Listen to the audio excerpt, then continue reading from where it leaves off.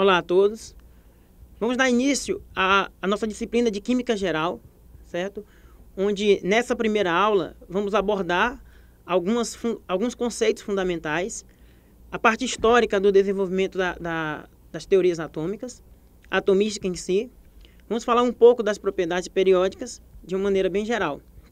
Então, para darmos início ao nosso trabalho, é importante que a gente faça uma breve revisão de como foi desenvolvido cada uma das teorias atômicas. Vocês têm um material em mãos, um apostilado, que conta toda a história desse desenvolvimento. Então, é importante que você acompanhe, porque eu vou falar para vocês os principais eventos. Então, primeiramente, a gente pode falar da teoria dos 4 elementos, certo? A teoria em que considerava-se que a matéria, na verdade, ela é constituída de 3 elementos fundamentais. Vale lembrar que elemento é um termo que naquela época não tinha o mesmo sentido que hoje.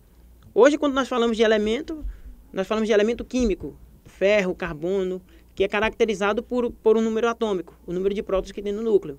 Naquela época, a água era um elemento, o fogo era um elemento, a terra e o ar também eram elementos. Aristóteles foi que propôs a teoria dos 4 elementos, dizendo que esses elementos eles poderiam se combinar para formar subelementos, como o quente, o frio, o úmido, o seco, certo? Então, dentro dessas ideias filosóficas, as mais significativas foram as ideias de Demócrito e Leucipo. No caso, Leucipo ele deu uma ideia de que a matéria ela teria uma pequena, teria uma quantidade mínima que não pudesse mais ser dividido. Então veio a ideia do indivisível, tá certo? E a palavra átomo veio para fechar isso, como não dividir. Então Demócrito e Leucipo foram os filósofos que deram a ideia e que, através dessa ideia, geraram a palavra átomo, justamente para essa minúscula partícula. Mas, mais adiante, nós temos os alquimistas, que deram a primeira ideia de transmutação, a ideia de transformar um elemento em outro, que hoje nós conhecemos através da radioatividade ocorrendo naturalmente. A ideia dos alquimistas era encontrar a pedra filosofal, seria, no caso, um mineral capaz de transformar qualquer um elemento, por exemplo, o chumbo, em ouro, certo? E o elixir da longa vida.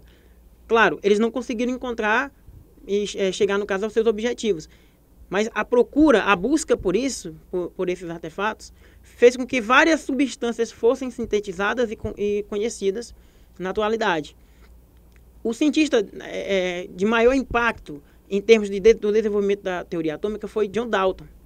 John Dalton foi o que propôs o primeiro modelo experimental, tendo como base as ideias, no caso, as ideias não, as teorias das leis ponderais, tá certo? Que no caso são leis que levam em consideração o desenvolvimento de experimentos utilizando massas, como a lei de Lavoisier, a lei da conservação de massa, a lei de Proust e a própria lei dele, a lei de Dalton, certo? Então ele chegou a várias conclusões, levando para o mundo atômico daquilo que já tinha sido estudado, principalmente por Lavoisier.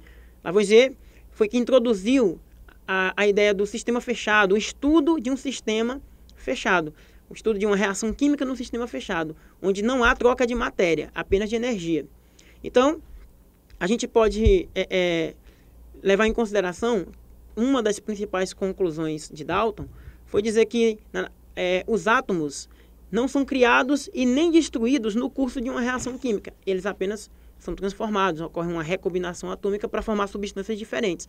Mas se o sistema está fechado, a quantidade de átomos que eu tenho dos reagentes e dos produtos são as mesmas. Então, Dalton dizia que o átomo era uma esfera maciça, indivisível e indestrutível, certo? Outro comentário importante de Dalton foi dizer que átomos de um mesmo elemento químico têm sempre as mesmas propriedades. Cuidado, gente. Hoje esse conceito não é válido porque existem isótopos, que são elementos que têm o mesmo número de prótons, certo? Mas tem diferente número de nêutrons. A gente pode citar, por exemplo, o carbono. O carbono tem o 11, o 12, o 13 e o 14. O hidrogênio tem o prótio, o deutério e o trítio. Então, é o mesmo elemento químico, porém com número de nêutrons diferentes. Consequentemente, não tem as mesmas propriedades. Alguns são radioativos, outros são mais estáveis. Certo? E aí, um dos defeitos do modelo atômico de Dalton foi não conseguir explicar fenômenos tais como a eletricidade, a radioatividade. E aí nós temos, por exemplo, o desenvolvimento dos experimentos de Michael Faraday, quando ele propôs eletrólise, foi fundamental para o estudo da natureza elétrica da matéria, tá certo? Ideias como a de Thales, de eletrizar dois materiais por atrito, tá certo? Foram ideias que trouxeram para o mundo físico a vontade de descobrir e estudar a natureza elétrica da matéria e assim formular novos modelos que pudessem explicar. Aqui a gente também pode destacar os experimentos de Arrhenius. Arrhenius, utilizando os experimentos de Faraday, ele propôs a ionização e a dissociação de substâncias, tá certo? Ele mostrou que algumas substâncias são capazes de permitir a passagem de corrente elétrica por conta ou da formação de íons em solução aquosa ou apenas da separação de íons. No caso, por exemplo, quando você tem um ácido, ele geralmente é um composto molecular. Alguns ácidos, principalmente os mais fortes, em contato com água, eles sofrem ionização. A ligação covalente quebra, libera H+, forma íon hidrônio. Então, de modo que os íons em movimento vão permitir a passagem de corrente elétrica. A gente pode citar dois tipos. Passagem de corrente elétrica através do movimento de íons, passagem de corrente elétrica através do movimento de elétrons. Só que esse segundo nós vamos verificar nos metais. Então, William Crookes, ele desenvolveu algumas ampolas que, através delas, foi mais fácil para se estudar os raios catódicos, que já tinham sido propostos por Goldstein, Jasley, na verdade, e posteriormente Goldstein descobriu a questão dos raios canais. Então,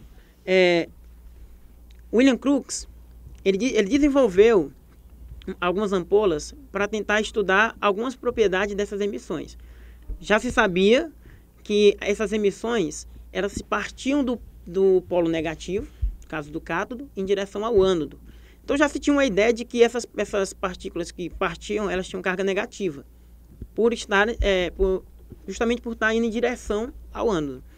Então, a William Crookes colocou um dispositivo, tipo uma cruz de malta, num tubo com gás rarefeito a baixa pressão, e percebeu que a sombra dessa cruz de malta, ela aparecia de maneira paralela. Isso mostra que os raios catódicos se deslocam em linha reta. Em um outro tubo, William Crookes colocou um pequeno moinho, porque ele queria provar se essas partículas, de fato, eram partículas. No caso, queria provar se tinha massa. Então, com isso, ao ligar em alta voltagem, 20.000 volts, foi percebido que esses raios que partiam do polo negativo para o polo positivo, ao colidir com um pequeno moinho, fazia ele girar. Então, é o que mostra, de fato, que tem massa, certo? Para provar, de fato, que a carga era negativa, esse mesmo sistema foi submetido a um campo elétrico. E aí foi percebido que esses raios eram atraídos pela parte positiva, pela parte carregada positiva. E aí nós temos a descoberta dos elétrons, tranquilo? E aí, no caso, a estruturação do átomo começou a ser desenvolvida e de fato, teve um avanço com a descoberta da radioatividade. Porque até então, Thomson tinha proposto que o átomo era uma esfera maciça, formada por um fluido positivo incrustado de cargas negativas, certo? E ainda dizia que a densidade desse átomo era uniforme. Então, olha, dizer que a densidade de um átomo é uniforme é dizer que em qualquer porção dele a densidade é a mesma. Então, com a descoberta do raio-x e com o desenvolvimento da radioatividade, ficou bem mais fácil de entender a natureza da matéria. Ficou até mais interessante de pesquisar. Rutherford, por exemplo, ele estudou primeiramente a natureza das emissões radioativas e, juntamente com o casal Curie, juntamente com Paul Villard, eles concluíram que existem 3 tipos de emissões: a partícula alfa, a partícula beta e a radiação gama. E aí foi descoberto que a partícula alfa tem carga positiva. Logo, Rutherford propôs um experimento muito famoso, que é justamente o experimento da lâmina de ouro, onde ele usava um alfa emissor para bombardear uma lâmina fina de ouro para tentar testar se o modelo de Thomson de fato estava coerente. Então, Geiger e Marsden, que eram 2 estudantes do laboratório de Rutherford, foi que fizeram o experimento e Rutherford fez as conclusões, chegou às conclusões analisando tais resultados. Então ele percebeu que a maior parte das partículas alfa atravessava a lâmina, uma pequena parte era desviada e outra pequena parte era refletida. Para cada um desses resultados, uma conclusão foi tirada.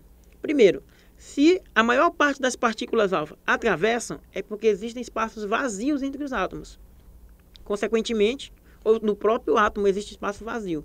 Consequentemente, o átomo não tem uma densidade uniforme, como Thomson estava prevendo.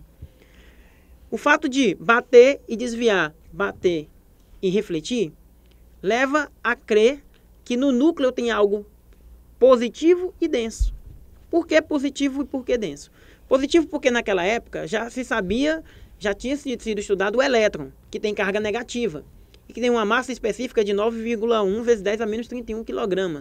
Então uma massa muito pequena e não seria suficiente para desviar uma partícula alfa que tem uma massa pesada.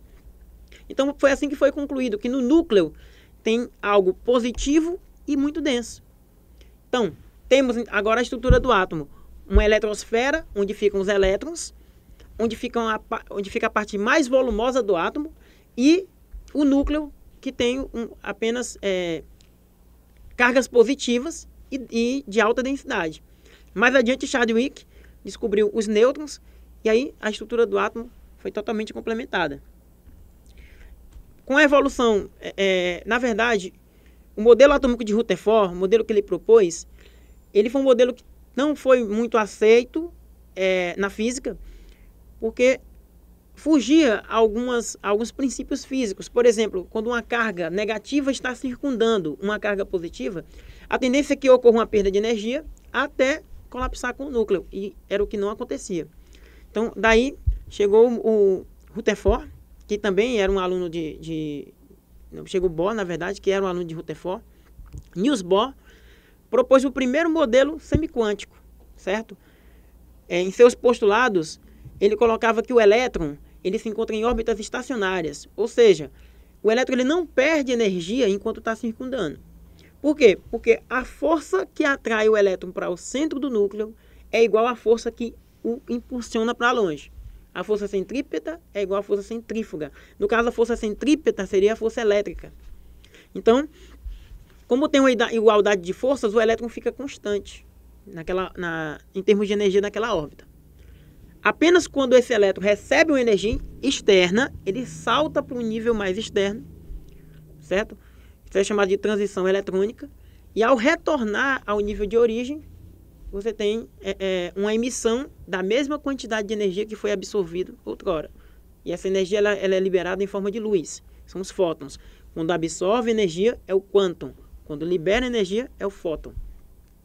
E aí temos um modelo atômico de Bohr, o modelo de camadas eletrônicas, onde ele dizia que o átomo tem um núcleo, de fato, positivo e denso, e os elétrons estão numa eletrosfera onde cada elétron, onde existem várias camadas que comportam certas quantidades fixas de elétron, porque são órbitas estacionárias.